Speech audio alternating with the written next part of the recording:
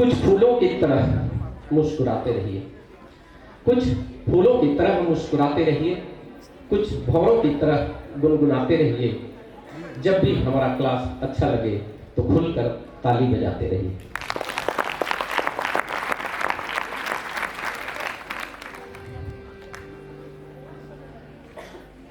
सामने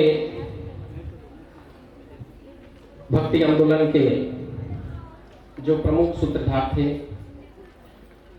उसमें समय सीमा के अंतर्गत 3 संत कवियों का चित्रण किया गया है। उसमें पोस्टर में दिखाया जा रहा है। वैसे तो दक्षिण भारत से भक्ति आंदोलन की शुरुआत हुई थी रामानुजाचार्य जी के द्वारा, और धीरे धीरे उत्तर भारत में प्रसारित हुआ। और इसमें यदि सबसे कोई प्रमुख नाम आता है तो उसमें कबीरदास का नाम आता है। कबीरदास जो है पूरे भक्ति आंदोलन में और उस जो मध्यकाल में बहुत ज़्यादा अंधविश्वास व्याप्त था। इसके पूर्व वर्ण व्यवस्था जो थी हमारी, बहुत ज़्यादा डिसिप्लिन, ये वर्ण व्यवस्था के प्रति कड़ाई था। उसको जो महापुरुष हुए भक्ति आंदोलन के, इन लोगों ने उसे नकारा और जितने बाह्य आडंबर थे उनको दूर किया। जाति प्रथा पर प्रहार किया। उन्होंने कहा, कबीरदास जी ने, हरि का भजे सो हरि का होई, और जाति पाति पूछे नहीं कोई। इस तरह से उन्होंने कड़ा प्रहार किया। और आडंबर,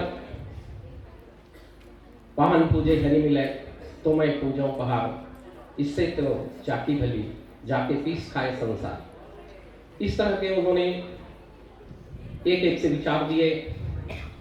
और आत्मज्ञान के बारे में जब हम निर्गुण संत की बात करते हैं, कबीरदास जी की बात करते हैं, तब हम देखते हैं कि उन्होंने आत्मज्ञान को ज़्यादा प्रश्रय दिया। आत्मज्ञान बिना नर अधूरा, और मोह सुन सुन आवत हांसी, पानी में मीन प्यासी, आत्मज्ञान बिना नर भटके, कोई मथुरा कोई काशी, और मोह सुन सुन आवत हाथी, जल में मीन प्यासी। पानी में रह करके हम सब प्यासी हैं। हमको पानी उपलब्ध है लेकिन हम उसको पी नहीं पा रहे हैं। हमने अनुभव नहीं किया उस जल का। कबीरदास ने कहा कि वह आत्मा में ही है। कस्तूरी कुंडली बसे मृग ढोढ़े वनमा, ऐसे घट घट राम है दुनिया देखे ना है। वो तो घट में ही वास करने वाला परमात्मा है।